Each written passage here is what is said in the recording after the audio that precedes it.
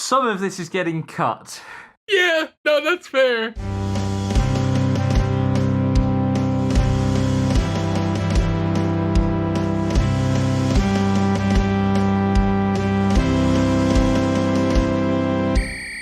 Hello, welcome to So We're Watching That Right, a podcast where two lesbians bully each other for having the same taste in anime.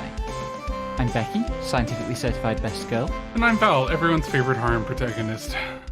We've tweaked our format a bit, and it's already completely shaken up our order, so we are starting with The Invisible Man and His Soon-to-Be Wife, episode 9, for which I have some deep intellectual history to talk about, but before we get to that, we have to talk about Crab. Because she's wonderful. So Tonome and Shizuka, they take a day trip out to a hot springs town, and it turns out neither of them really likes doing the usual, hot springs routine, because there are difficulties both for an invisible person and for a blind person in that situation.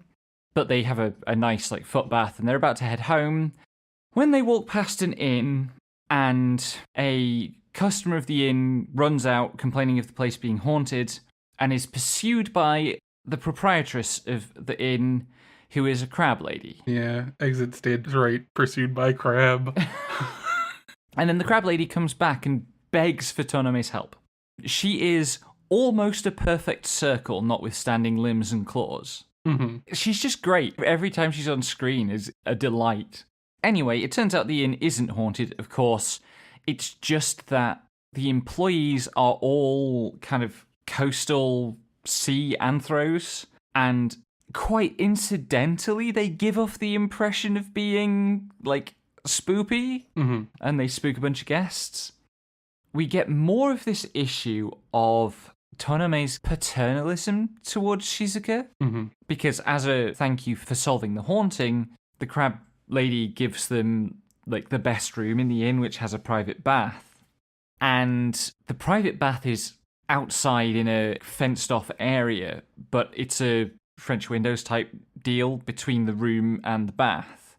And Tonome closes the curtain so that he can't watch Shizuka while she's bathing, and doesn't tell her that there's a curtain and that he's doing that. Yeah. I have to admit, I was a little unsure of the logic of any of that, of particularly why he didn't want to tell her.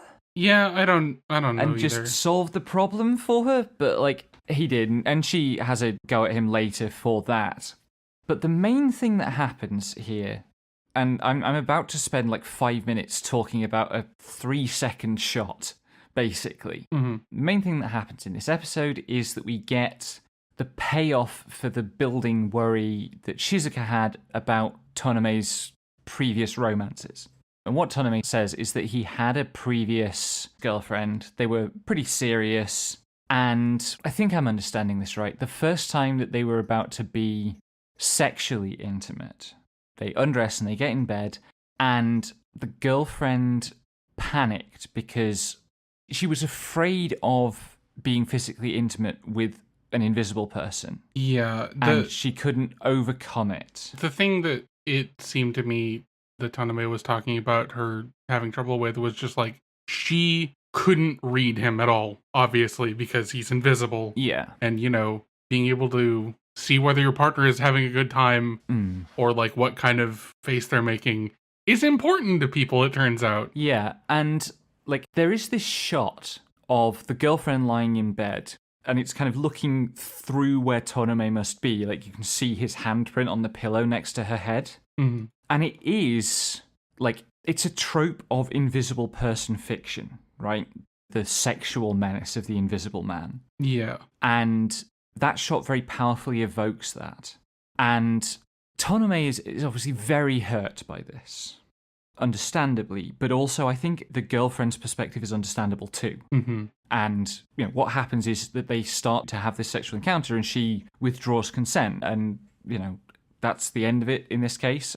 It's not a happy end, but it could be so much worse. I read up on a handful of other movies about an invisible man, and this scene usually ends much worse. Yeah, to the point that in hypothetical discussions of if you could have a superpower, what would you have? if you say invisibility, people automatically assume you're going to try and be some sort of pervert or, shithead with it. Yeah. And, like, there are reasons why when Tolkien was assembling The Lord of the Rings, the Master Ring that controls all the other rings and spreads all the corruption through the lands of men and dwarves, the specific power that he gives that ring is invisibility. And it's not just, like, a lot of its influence comes through Tolkien. Also, H.G. Wells is the Invisible Man. The Invisible Man in that is also... I don't think that he's quite as sinister as some Invisible Men, but he's certainly a crook, and he gets up to no good. But this actually all goes back to a thing in Plato's Republic, 500 years BC, 400 years BC, which is the parable of the Ring of Gyges. Gyges is this pre-classical king. He has a magic ring that makes him invisible, and the whole point of the discussion that Plato stages between Glaucon and Socrates in the Republic is that the Ring of Invisibility means that no one can hold Gyges to account for anything that he does. And that flows through all our ideas of invisibility in speculative fiction, in fantasy, even when, as in The Hobbit and The Lord of the Rings, the character who makes most use of the invisibility ring is a sort of intrinsically good character. It's still portrayed as, like, corroding to Bilbo and then Frodo's soul. And, the Invisible Man and his soon-to-be wife starts out with this really clear effort to grapple with the materiality of blindness. Like, it's very careful to show, here's some of the assistive tech that Shizuka uses. Here's some of the ways in which her co-workers have learned to assist her to, like, when they get food, they're, like, telling her about where things are on the plate and stuff, or, like, where they left her coffee cup in the room or teacup. And there's this kind of parallel thing that they do where Tonome is part of a species, and they stage some elements of, like, institutional racism using that as a metaphor. And we've wavered on how valuable that is, right? And is it maybe shading a bit too much towards, like, misappropriation? But I do think, overall, this show is really good at thinking about the materiality of invisibility as well. Like, what might the consequences be if you actually had an invisible person? And I think that scene in Tonome's background really does kind of do justice to that. It's like, it shows why this prior girlfriend ultimately did have this kind of panic response and, cut things off. But it also shows why Tonome is so hurt by that and why that lingers into his relationship with Shizuka. And also why, again, her blindness actually offers him so much comfort and, like, makes them a good match for each other. And I wanted to make sure that we talked through that and did justice to it, because I do have to also admit that that shot did kind of maybe awaken something in me, and I could imagine myself developing a kink for having sex with invisible people. So that one wasn't in the notes, huh? No, I deliberately left that one out so that I could spring it on you. God. Okay, dear. Well, you've shared enough, like, disembodied hand smut with me to know that I have reactions to some of this stuff. That's true, I guess. Anyway. Sorry. I'm gonna be chuckling about that for a couple minutes. That's fair.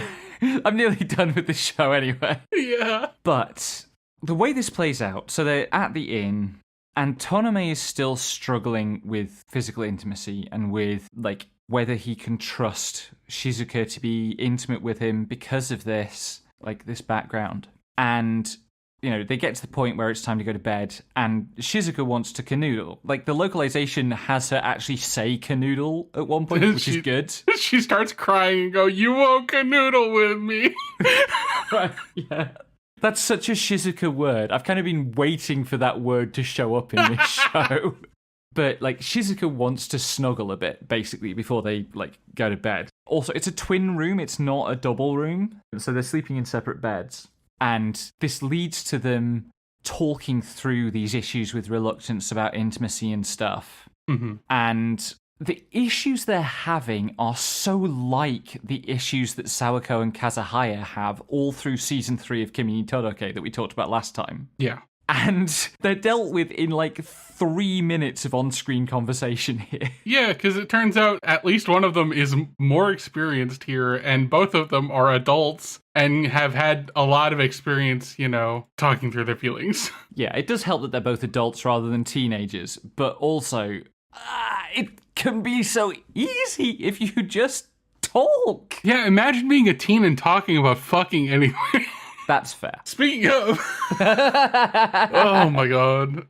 No, that's unfair. They do talk a lot and Tune Into the Midnight Hour. It's kind of about talking. Yeah. Maybe they don't talk about the things that really matter. It's Tune Into the Midnight Heart, episode 9. We're back doing an eco episode after last week we had a Nene episode, which did end up with Eco and Yamabuki fake dating to fake NTR Nene, who Buki was fake dating. This show's fucked up. It's so good. Anyway, Eco hears that a very popular VTuber has hit 3 million subs, which is still a big milestone for a VTuber. Mm-hmm. And she's growing pretty well, but she's at 30,000. And she calculates how long it would take at her current rate of growth to reach 3 million, and it's centuries, which is missing the fact that growth tends to be exponential when it gets going. Yeah. The bigger you are, the bigger you get.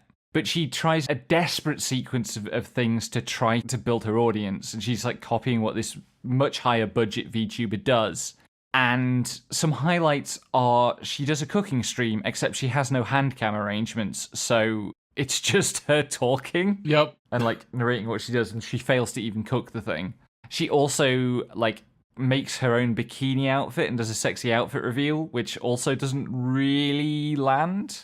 And Buki sees her doing this and gets a little bit protective fatherish about it, in a way, I guess. Mm-hmm. But what he says is, well, you need to do collabs with other VTubers. Which is true. I mean, it is true, but also when we were doing VTubing, we saw a lot of that, it's not just about collabing. You have to get the right kinds of vibes going. Well, first off, you have to get the right kind of vibes in a collab, but you do have to be trying to collab with people. Yes. And then also, you can't exist only in collabs. You need to have your own identity, too. Sorry, we used to be VTubers, and we used to be in various VTuber spaces, and we have opinions about all this. Yeah, this episode really came for us from an unexpected direction.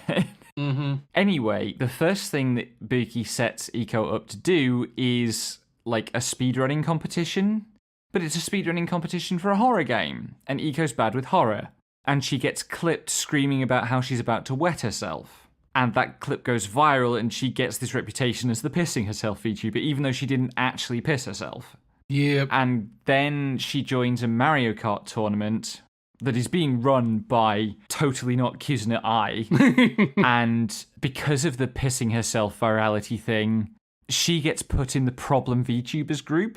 Yep. With 3 real creature type VTubers. Yeah. The kind of VTubers that even I would probably balk at. Yeah. They wouldn't be in the I am sad that this is my Oshi category. They'd be in the I'm not going anywhere near that category. Yeah, I feel like those would be 1 or 2 degrees away from us. Were we back in our spaces back in 2022-ish, 21-ish? Yeah. Anyway, she's really confident of her Mario Kart skills. It's fake Mario Kart. Yeah. The character select screen is a thing of beauty. But the other 3 bully her about the pissing herself thing and also destroy her in the competition. And the stream ends, or her part of the stream ends, and Buki's there, and he's really mad about how they've been hurting, and he says, my Kirino, which goes through her like a fucking isekai truck.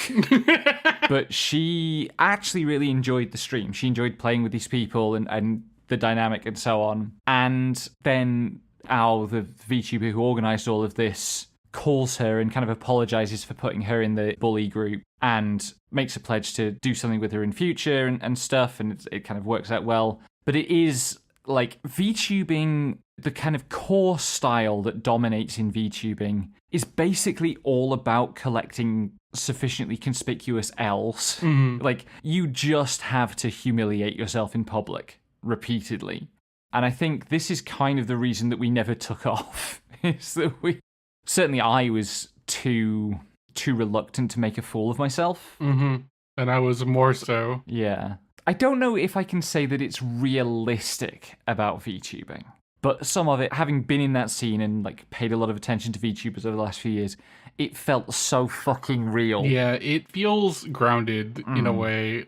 It's the kind of thing where, like, you know how some series will be like, oh, this thing is going viral, it got like 100,000 views. And some of them will be like, wow, this is going viral, it got 1,000 views. Yeah. It's like, okay, one of these people has been online in the last 3 years. And this felt like it was closer to someone who has actually been in the space. Yeah. Or at least watched it. Yeah, it definitely felt like this is a person who knows VTubing. Mm-hmm. Like, is a VTuber fan, follows VTubers and stuff. Like, 3 million subs is a big fucking deal. It's a big fucking deal, but it's also about right for where that character gets placed and where things are at the moment. Yep. And Kizuna is at like 3 million, I think. Mm-hmm. So it's an awareness that we don't get as often as some people would like, us included. So we felt kind of red. And like, it's nice because normally these shows read one or other of us, right? Yeah. And over things that we often tease each other about. This one just came for us both. Hey, remember that thing you really got to bond over a few years ago and started dating because of? Let's have an episode about that where we, get most of it right. Where a key joke is about somebody having a reputation for pissing herself. I hope that doesn't stick in my memory too long. Now that you've said that, your favorite girl is going to stick. No, I hate it. Speaking of things I hate. This episode kind of sucked. You can't be in a rom-com with your childhood friends, episode 10. I need to invent a way to stab a TV show. I'm so mad about the way this show is just stringing itself along. Like, the thing in this episode is that first Haru, kind of by accident, in that rom-com way, falls over on top of and kisses Ayu. And then, after the fallout from that has shaken out, Shio goes out for a run, ends up running with Haru. They get into an argument which manifests as, like, them both just running flat out until they collapse. And then she's staggering home and she runs into Ayu, like, outside their houses. And she's kind of delirious and she kisses him. And then there's, like, 10 minutes of episode of Ayu and Shio trying to address this in conversation. And continually seeing the other's poker face and going, why aren't they reacting? And neither of them can finish a sentence about it out loud. They're so bad at communicating. Yes. And I get that that's the bit. I do. I enjoy it, but also I need to destroy it from orbit. I need to sue this show for stress. Sorry, no can do. At least we got Runeko's frog-related trauma to lighten the mood a bit. Yeah, lighten the mood with a frog going down the back of her shirt. Oh, God, no, I'd forgotten that. That actually, like... Yeah? It's a flashback to when they were younger kids, and Runeko had a frog plushie that she really loved. And Haru saw this and was like, oh, you like frogs? Caught a bunch of frogs for her, showed her a bag full of frogs, and she panicked and ran off. And Haru ran after her and tripped and spilled frogs all over Runeko, and one of them went down the back of her dress, which I will admit, I try to love all God's creatures. A frog down the back of my neck would probably make me murderous. Mm-hmm. And from that, we move to the recently concluded Does It Count If You Lose Your Virginity to an Android? Which we haven't talked about for 5 episodes, because... There's not a whole lot to talk about. There's not a whole lot to talk about, but for like the first 3 of those episodes, it seemed like it was building an arc. Like, we had 2 or 3 episodes that featured Nadeshiko's presumably creator. Mm-hmm. Nadeshiko calls her mother. Like, worming her way into contact with Nadeshiko, giving her tips on how to get Akane to show her more affection and stuff. And it was like, oh, this is going to pay off in something. And then it didn't. Yeah. They just had more sex. Yeah. There's character development-ish in the manga, but it's not something that they had room to adapt because the format of 8 shorts and a fucking OVA on the Blu-ray is a thing that happens now. Yeah. Which is an excuse to report out softcore porn and not much else. Yes. Anyway, it's cute yuri sex. We're here for that. Yeah. I wanted to make sure we wrapped it up. It's fine. The plot that I explained to Becky after the fact was that the creator is trying to get Akane to finger her robot girlfriend because it will A, sign her up as the master, and in the process B, get a sample of her blood that she can use to become pregnant with Akane's child. Because, yay, Yuri children. That's, yeah, I don't know. I read most of the series and then I was like, this is really dumb by the time that plot point came up. And it hadn't finished by the time that I stopped reading. So I was just like, Maybe I'll go and read it. That sounds like fun. It's fine. The porn is better in the manga than it is in the anime. Probably. That gives us a weird segue. Speaking of Yuri. Speaking of maybe better in the source material. Well, sexier in the source material. Shiboyugi playing death games to put food on the table, episode 9. I have started reading the book. I haven't got super far with it. I feel that the writer is of a type with me as a writer. Like, very detail-oriented. It's a very slow-paced book. The descriptions of environments and things are very, very lush. I googled them. This is their only published work under this name. Their gender is not listed anywhere that I could find. I feel like I'm going to have very different reactions because of the way the book is written, and because this is about girls who keep getting put in various, like, cosplay/sexy outfits. I'm going to feel very differently about it depending on whether Yushi Ukai, is the author's name, turns out to be male or female or non-binary or whatever. Mm-hmm. Because although this is not pornographic, either in the book or in the anime, there is a really potent voyeurism about it. Mm-hmm. I cannot stop thinking about the fact that when these girls wake up at the start of the death game, they are in outfits that someone has put on them while they were unconscious. Yep. And at least some of the girls are, like, they've all to some degree or other signed up for this, but they are kind of taken by surprise when they are actually, like, taken and drugged unconscious to start the game. Mm-hmm. You know, there's something, like, even apart from the death game part of the concept, there's something really gross about the way that the girls' bodies are operationalized in this. Mm-hmm. In terms of content in the episode, it's still the Candlewoods game. We're holding off on talking about the plot there until I think we've resolved this arc, which is probably going to be the end of the series. But we do have to dwell on the fact that in this battle between the bunnies and the stumps that this game consists of, the bunnies have been told that they're not allowed to use violence on the stumps. So when they capture one of the stumps, they have to tickle torture her to get information out of her. Yep. Which is very effective, but also leads to... So in this game, Yuki is on her 9th game, and Sumiyake is a friend of hers that she's encountered in previous games who is approaching the wall of 30. Mm-hmm. And Sumiyake is very conscious of this and feels quite fatalistic about it. And when she and Yuki are watching the tickle torture happening, she starts tickling Yuki, and it gets very intimate, let's put it that way. Mm-hmm. The book is a little clearer that Yuki is attracted to women. Yeah. It hasn't outright said that she's lesbian or bi yet, but, like, it has had her being on the page attracted to women, which is good. And speaking of attracted to women and good, Journal of the Witch, episode 10. That's how you're transitioning to that, huh? I am always transitioning to lesbianism. Yes, I'm aware. I should hope you're grateful.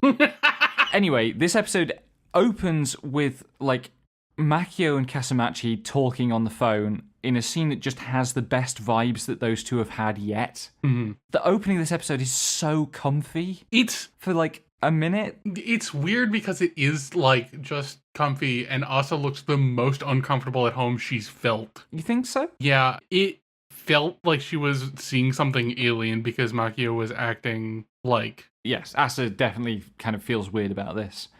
Asa is still grappling with, like, what's going to give her life meaning, what's she going to do with herself. And Emery is kind of leaving her behind a bit. Mm-hmm. Like, the distance is growing between them because they are, like, just diverging in their life courses. But also part of what we discover in this is that Emery has a girlfriend. Mm-hmm. Like, she's in a cafe, another girl comes up to her, running very late. It's a character we haven't seen before, goes to a different school, an all-girls school, and they sit down at the table and they're chatting, and they clearly have a good dynamic between them, and then they start playing footsie under the table, and they link fingers, and this other girl says she likes Emery, and Emery says, say that to me more. And we would, like, I made every noise. Mm-hmm. I usually have to be in person to get those kind of noises out of you. Anyway, then we have more stuff about Asa being in band club. It turns out that the instrument she's picked is bass. She is still, like, struggling to write lyrics. She gets very fixated on the word curse, and all the lyrics that she's writing around it are very, very emo. And we get to the end of the episode, and she arrives at her class, and she sees this other girl, this, like, very tall girl that stood out in a couple of scenes before, who is getting, like, fierily angry about a news story she just read about gender bias in college admissions. And she's just staring transfixed across the classroom at this other girl. And the last line of the narration is, I couldn't look away from her. And it's like, let's go. Lesbians are already real in this world. Let's go. Yeah, it's just like, oh, this episode is the most, like, actually gay, yes, like, tones we've had with the show since Makio came on screen in episode 1.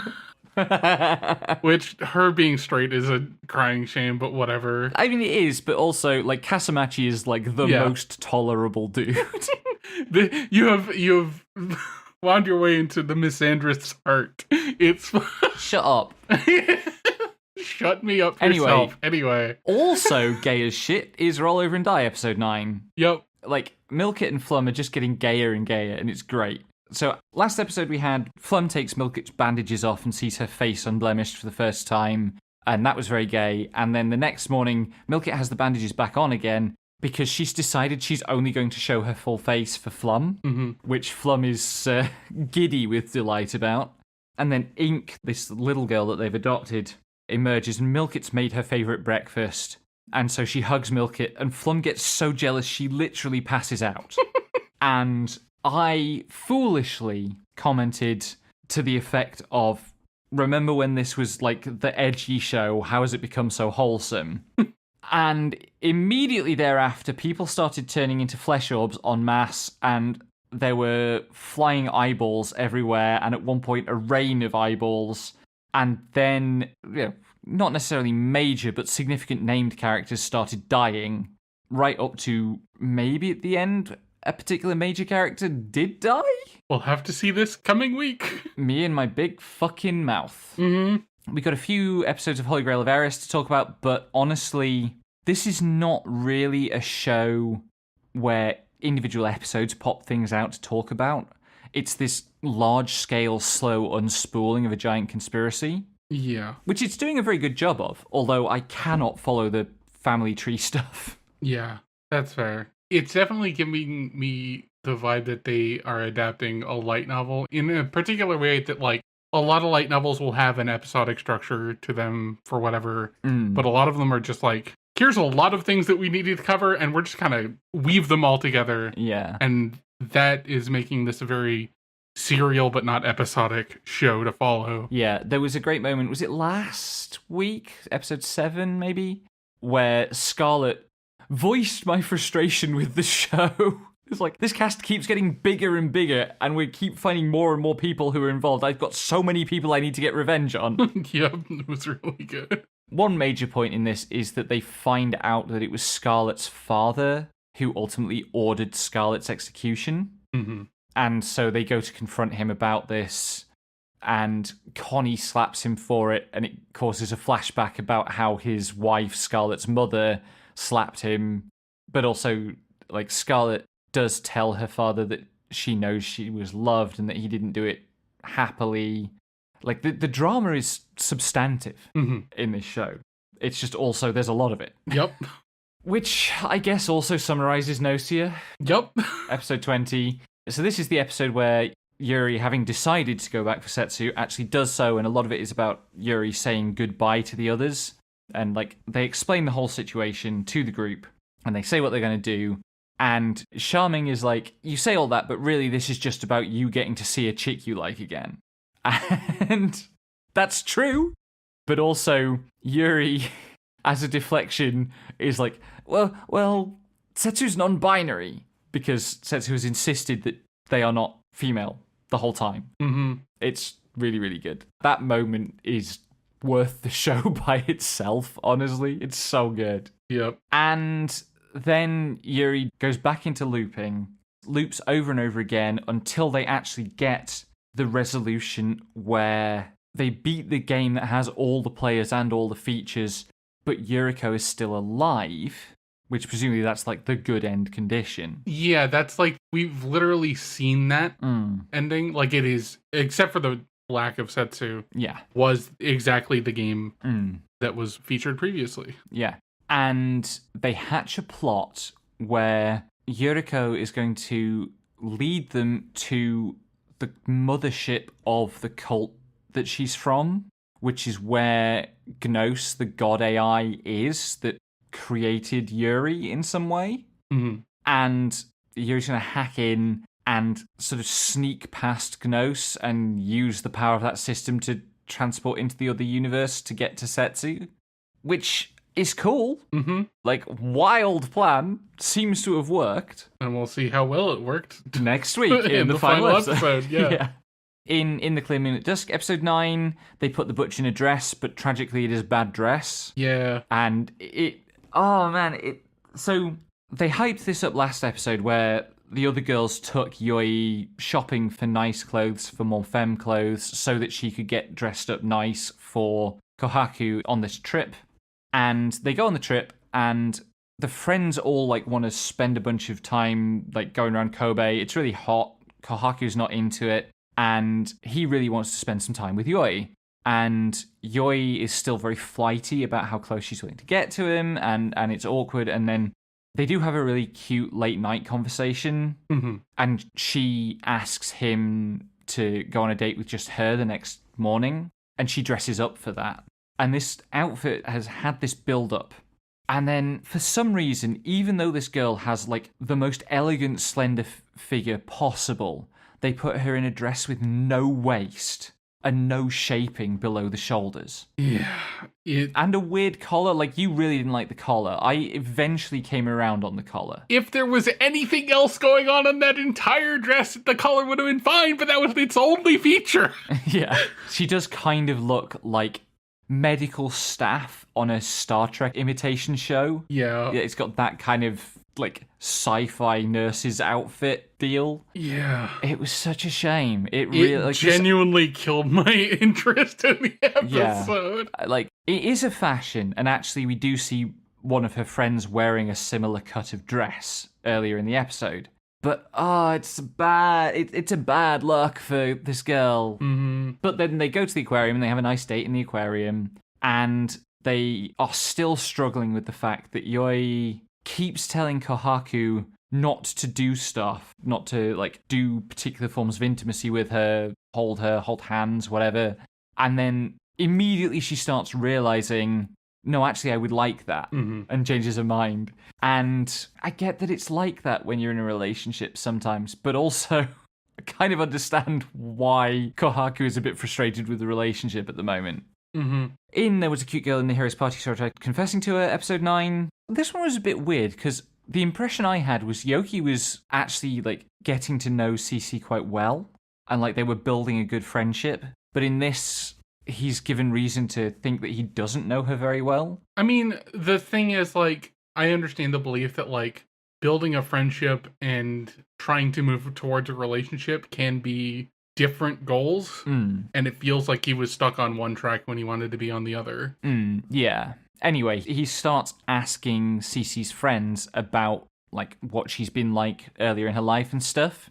And they talk about how she was, like, the glue of the hero's party, the one who made it function socially as a unit. But also, she has a nickname, and they're all banned from telling Yoki the nickname until Yuga lets it slip. No, it wasn't Yuga. It was, they went to the orphanage where she volunteers. That's right. They went to the orphanage, and the orphans let it slip. Her nickname is the Holy Mother, which you're like, she's the saint. That makes sense. Except that the reason for this turns out to be that Yuga, who, remember, has a big crush on Cece, because she was the glue character and she looked after them all, he started calling her Mom. Yep. And, like, being declared the mom friend can be annoying enough. Having a guy who has a crush on you actually running around calling you Mom all the time, I see why she's pissed. Mm-hmm. And I think Yoki does too. Yeah. Anyway, we are also still watching You and I Are Polar Opposites, but we're waiting for the dub, which hasn't come out yet today. I'm very sad about this. Give me the dub. I need it. Mm-hmm. Hanakimi, which ends next week. This week's episode was the middle episode of the 3-episode, like, climax arc. Reborn as Dragon's Egg is ongoing. Vilnius is adored by the Prince of a Neighbouring Kingdom. Scrap Princess, which we're realising we just don't have much to say about on a per-episode basis. So, we can move on to talking about some older stuff. We finished Copcraft this week. Yep. Which... Yeah, I was the one to suggest this, and I don't think I said anything that was untrue. It is Isekai Buddy Cop, and it's alright, but... Yeah. So, we get stuff in these final 3 episodes, like there's a shooting, and Kay and Talana are on scene, and it's at a televised event, and they go to the TV trailer, and they're, like, ordering the TV guys to replay footage and scan it for things. And it's all, like, AI zoom and enhance tech.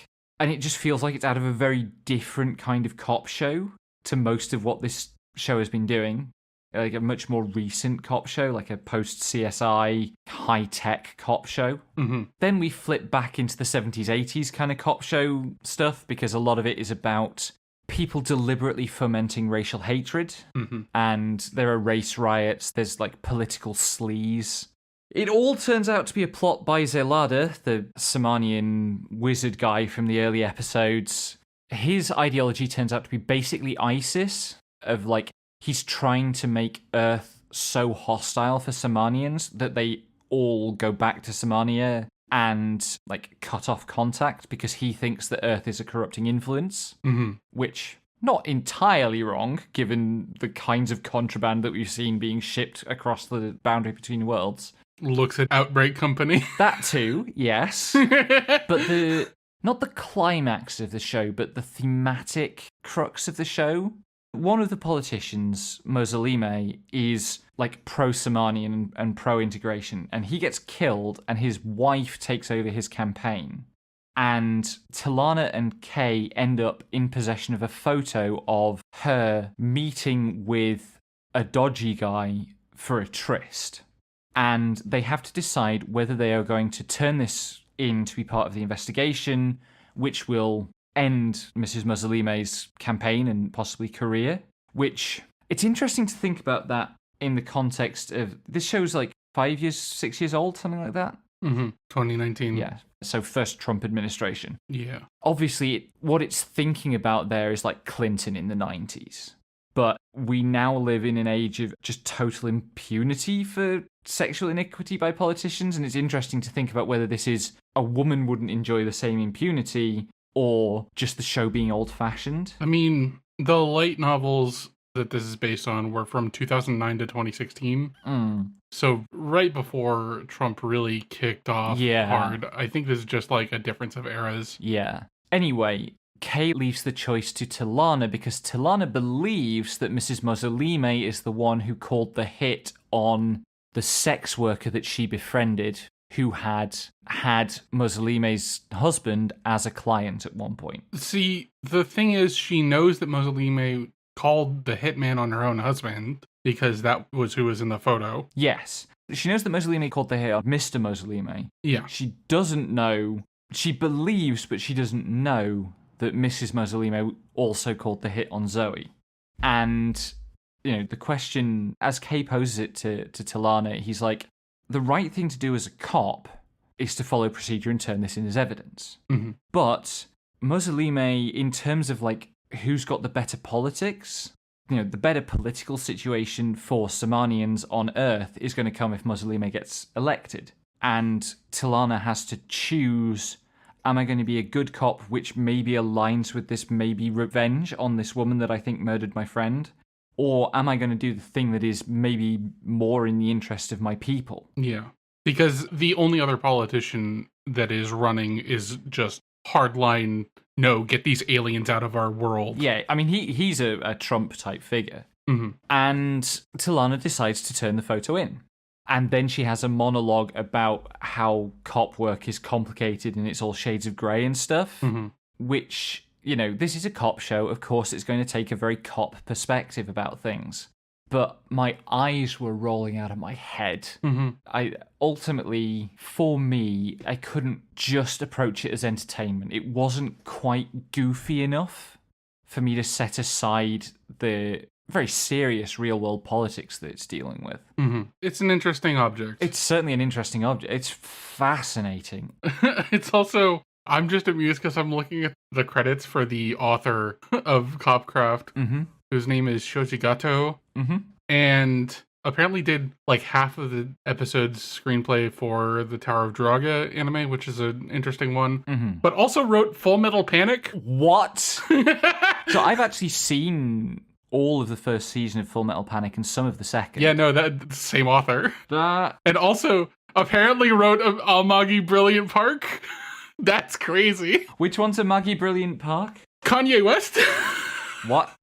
Kanye West, and oh my god, am I gonna have to bring this up again? Isuzu Sento, 50 Cent. Oh god.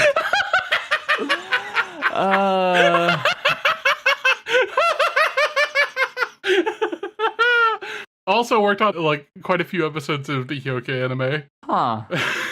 What a bizarre collection of credits. I needed to inflict this on you. You told me I could brat out. I bring you suffering. Enjoy. Speaking of I bring you suffering. The Apothecary Diaries, episodes 19 to 21. Content warning for this discussion for, like, genuinely gut-wrenching child murder at one point. Yep. But in this, the whole conspiracy that we've been tracing kind of for the whole show starts to come out into the open, which is the people who kidnapped Mao Mao, who are the Shi clan, are plotting to rebel against the Emperor, largely under the direction of their matriarch, Lady Shenmei, who we see on screen in this section for the first time, and she is terrifying. She is a bitter, cruel old woman, obsessed with prolonging her life and her youth, openly violent and unapologetically violent towards her family, and presiding over this very cruel, selfish effort. At one point, Mao Mao is sentenced to a punishment called the Taibon, which turns out to be being left alone in a room with a hamper full of like poisonous bugs and snakes. But this is Mao Mao, so she just like eats the snakes because she rules. There's a whole bunch of family tree stuff that I can't follow. Again, Lacan is getting angrier and angrier about Jinchi's inaction to recover Mao Mao. Eventually talks Jinchi into ceasing to pretend to be a eunuch and taking up his role as the Emperor's brother who can lead the Emperor's armies against the Shi. The armies are spotted in the distance while Mao Mao is in the process of making her escape after surviving the Taibon. She's in the arsenal in the Shi fortress where they're manufacturing gunpowder, and then Lolan / Shisui bursts in, who is Shenmei's like legitimate daughter. She bursts in and fires the arsenal, and she tells Mao Mao to flee. Mao Mao doesn't flee because she's going to help Shisui like finish up whatever she's got to do, because she doesn't want Shisui to die, and Shisui is clearly intent on dying, and sort of expects that even if she survived the attack, she would be executed. And this is when it is revealed that she has poisoned the children of the castle so that they don't get executed. And, dead children is always a harrowing thing, as it should be. but it really landed this time. We were both a bit kind of shell-shocked afterwards, I think. Mm-hmm. And the only thing keeping us going is that during this process, Mau Mau gets to study the notes of the alchemist who came up with the resurrection potion that was a MacGuffin in season 2. And we are hoping that what's going to happen is that Mau Mau resurrects the kids. Mm-hmm. And I guess actually also, like, if Lolan gets put to death, or no, if Lolan takes poison so that she can't be put to death, then Mau Mau can also resurrect Lolan later, and she can just go back to being Shisui. Mm-hmm. Seems like it's probably how that's going to resolve, right? It could, or it could end poorly. We'll have to see. We'll have to see. In Dougram, also episodes 19 to 21, as it happens, there is this grand event of the Grand Prix in the town that they're in, and it is a Grand Prix, like they have cars based on one of the weirder experimental Formula One cars. The episode is called the Grand Prix of Lies, because the imperialists use it as a chance to give a big, like, rousing nationalist speech about the glories of the Earth Empire and stuff. And the crowd rise up and shout this down and start a kind of rebellion. One of the bad guys is a guy called Lecoq, and the main character, Kryn, came to this planet, came to Deloya from Earth, and got caught up in the rebellion. And then his girlfriend followed him to Deloya, and she's bouncing around trying to get in touch with him. And all the people in the establishment keep trying to protect her and prevent her going out and looking for him. And Lecoq starts creeping on her and like, trying to put the moves on her and stuff in a way that, you know, again, this is a 1980, 81 show. Mm-hmm. It's so on point about the sexual psychology of powerful men.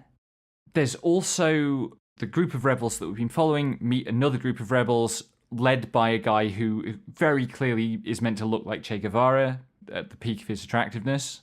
But his name is J. Locke, and calling your Che Guevara figure, apparently he's not called John Locke, but that was the first thought that came into my head, and calling your Che Guevara figure John Locke would be a truly wild move.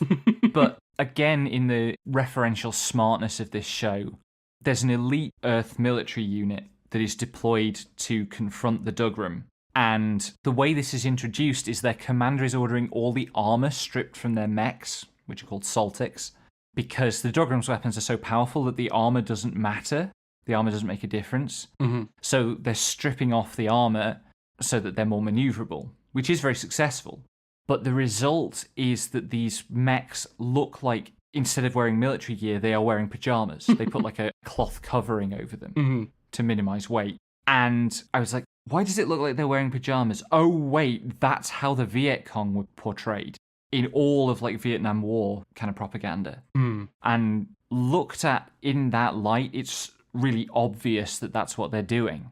Yeah, just a cool moment where the show really got me, basically. Yeah. And in a different sense, I guess we have to say that Outbreak Company episode 6 sort of really got me, because suddenly it's a football episode.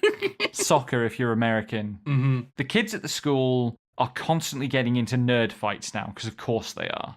And in an attempt to control and redirect these passions, Shinichi and Ko teach them football, soccer, and get them to play a football game. Except that they teach them to play by showing them Captain Tsubasa and Inazuma 11. To be super fair, they don't. Minori shows the elves, specifically. Like, Shinichi tries to teach the dwarves how to play by showing them how soccer goes, and they're just really good with physical activity. There is also a scene in the classroom, or like a shot within a montage in the classroom, where all of them are watching a football anime. Mm-hmm. The problem is the dwarves are all super strong, and the elves have magic. And this turns the game into a fucking war zone, because they do the Captain Tsubasa and Inazuma 11 moves IRL. Yep. And wreck shit. The game ends up a 99-99 tie, so the prizes are awarded to both teams, and it's PSPs with Monhun for everyone. And so at the end of the episode, they're having nerd rows about which Monhun weapons are best. Yep. And finally, we started watching A Certain Magical Index. Yep. And it's a bit too early to kind of say anything about it yet, except that this poor boy finds a girl draped over his apartment balcony railing, and she's really hungry and she bites him a lot. Mm-hmm. I like her already. You would. She's you. Climbs you like a vine, bites you like a cat. Yeah. Head full of books. Mm-hmm. So We're Watching That Right is a project of Slimebug Productions. Intro and outro music is by me, graphics is by Val. You can find us on Blue Sky at slimebug.bsky.social, YouTube at youtube.com/slimebugproductions, Patreon at patreon.com/slimebugproductions. Download all episodes from Libsyn at slimebug.pro, and join our Discord via the link in the description. Thanks for listening, and until next time, may anime neither betray nor disappoint you.